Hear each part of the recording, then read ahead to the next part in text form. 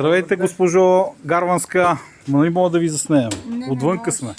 Ма не желая да ме заснемаш. Добре, само за секунда да видят хората, че сте вие. Ще снимаме настрани. Така. Предния път дойдех като човек да подам ръка на уважавания ни кмет. Той ме блъска, ще ми щупи телефон. Така, ти избега. Защо?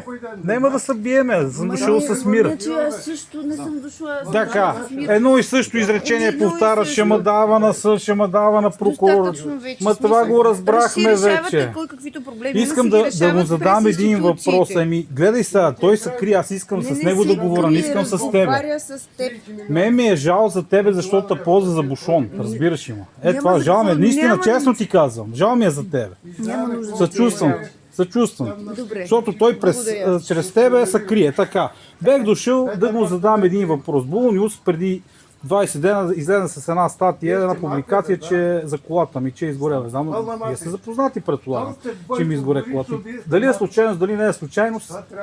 Може да подадете жалба към Слушай ма се, да, но искам да знае кмета. Кмета защо не излиза със становище, при положение, че Було Нюс тук казва... на това на кмета да излиза становище по някакви криминални инциденти. Добре, да, и слушай, ма Було Нюс пише, че аз съм обвинил кмета публично. Защо кмета си мълчи по този случай? Да излезе със становище. Да каже осъжда ли този вандалски акт или не го осъжда.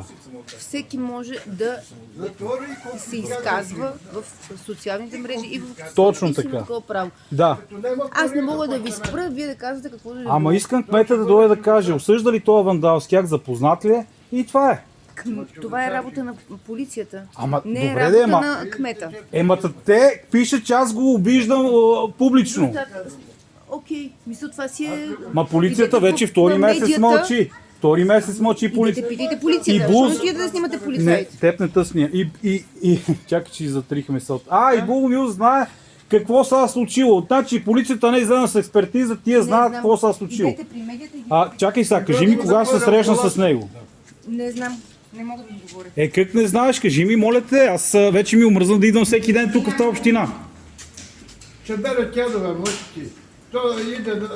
Всичко иде в нара. Това е положението. Продължаваме, няма да ги оставаме.